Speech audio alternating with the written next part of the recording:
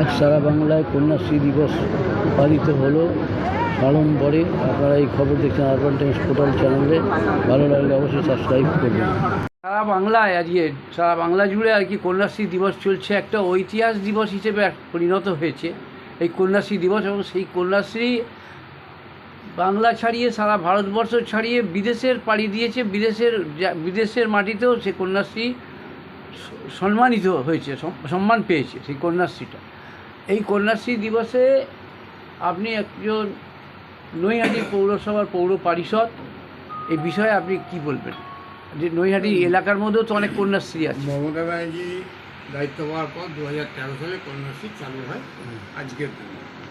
সেই জন্য এই দিনটা আমরা, যেহেতু এটা বিদেশেও স্বীকৃতি পেয়েছে, এই দিনটা আমরা কন্যাশ্রী দিবস হিসেবে উদযাপন করি। সাথে সাথে আজকে কন্যাশ্রী দিবসের কথা বলতে গেলেই আজকে একটা খুব বেদনাদায়ক কথা মনে পড়ে যাচ্ছে। গত 2-3 দিন আগে আরজিকর কাণ্ডে যে ঘটনা ঘটেছিল তা আমরা ব্যথিত এবং মর্মাহত। এবং আমরা কোনো অবস্থাতেই চাই না কোনো কন্যা বা কোনো বোন বা কোনো মেয়ের এই পরিস্থিতি হোক। এবং আমাদের নেত্রী মমতা ব্যানার্জি বলেছিলেন যে কোনো রকমের তদন্ত এবং অনুসন্ধানের প্রয়োজন আছে এবং দরকার হলে তিনি সিবিআইকেও এই কেস হস্তান্তর করবেন। কিন্তু দুঃখ এবং পরিতাপের বিষয় যে বিরোধী দলগুলো শুধু রাজনীতি করার জন্য, রাজনৈতিক স্বার্থ চরিতার্থ করার জন্য তারা ময়দানে নেমে পড়লেন।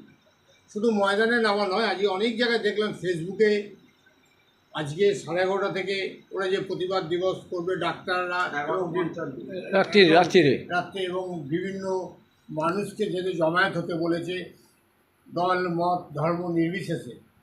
সেই জায়গাটা হঠাৎ করে দেখলাম কিছু কিছু ফেসবুক পোস্টে আসছে আজকের জমায়েত আরজিকর বলে একটা হাত তার হাতে কাঁচতে। এইটা মনে হয় কাম্য নয়, কাঙ্ক্ষিত নয়। কারণ যে দলটা আজকে শূন্য প্রায়, তারা আন্দোলনটা করবে কী করে? ডাক্তারদের আন্দোলন, তারা বিভিন্ন স্তরের মানুষের সামিল হতে বলেছেন। একটা মেয়ে হারিয়েছে, সেই সমবেদনা, সেই ব্যথা আমাদেরও আছে। কোথাও কোনো ভুল ত্রুটি নিশ্চয়ই হয়েছে, মেয়েটাকে আমরা বাঁচাতে পারলাম না, এটা আমাদের লজ্জা। সেই লজ্জায় আমাদের নেত্রী মমতা ব্যানার্জি সজাগ দৃষ্টি রেখেছেন এবং কী করা যায়, কীভাবে কী দেখা যায় তিনি দেখছেন। সিবিআই তদন্ত তিনি বলেছিলেন, গতকাল হাইকোর্ট সিবিআই তদন্ত দিয়েছে। কিন্তু আমার হাইকোর্টের কাছে একটা প্রার্থনা যে 2014 সালে আপনারা এডুকেশনে যে সিবিআই তদন্তের নির্দেশ দিয়েছিলেন তার টাইম ফ্রেম বেঁধে দেননি। তাই ইলেকশনের আগে, 2014 ইলেকশনের আগে একবার ইডি এবং সিবিআইয়ের তৎপরতা লক্ষ্য করলাম। 2019-এর আগে ইডি সিবিআইয়ের তৎপরতা লক্ষ্য করলাম। 2021-এ বিধানসভা নির্বাচনের আগে ইডি সিবিআইয়ের তৎপরতা লক্ষ্য করলাম।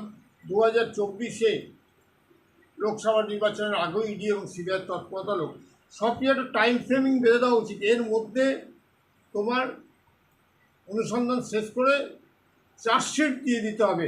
তার কারণ আমরা বিচারের নামে তাদের দিনের পর দিন আটকে রাখছি। যদি সে দোষী হয় সে শাস্তি পাক, কিন্তু দোষী না হলে একদিন তার যে পানিশমেন্ট হলো তার দায়ভার কে নেবে? এটা আজকে বড় প্রশ্ন। সাথে সাথে এটাও বলি যে সিবিআই খুব দ্রুত আরজিকর যে ঘটনা বলছে তার সমস্যার সমাধান করুক এবং দোষীদের দৃষ্টান্তমূলক শাস্তির দাবি করুক। আজকে কন্যাশ্রী দিবসে সেই পরিবারের প্রতি, কন্যাসহ মেয়ের কাছে আমরা ক্ষমা প্রার্থী যে তোমাকে অকালেই ঝরে যেতে হলো। আমরা আজকে দানব হয়ে গেছি, মানুষ আর মানুষ নেই। মানুষকে মানুষে ফিরে আসতে হবে, সমাজে পাড়া কালচার ফিরিয়ে আনতে হবে, যেখানে পাড়ার ছেলেমেয়েরা পাড়ায় নিরাপদে খেলতে পারবে। এইটা নষ্ট হয়ে যাচ্ছে বলে আমাদের সমাজ অধঃপতনে যাচ্ছে সারা ভারতবর্ষে। ধন্যবাদ আমাদের চ্যানেলকে এই গুরুত্বপূর্ণ বক্তব্য দেওয়ার জন্য।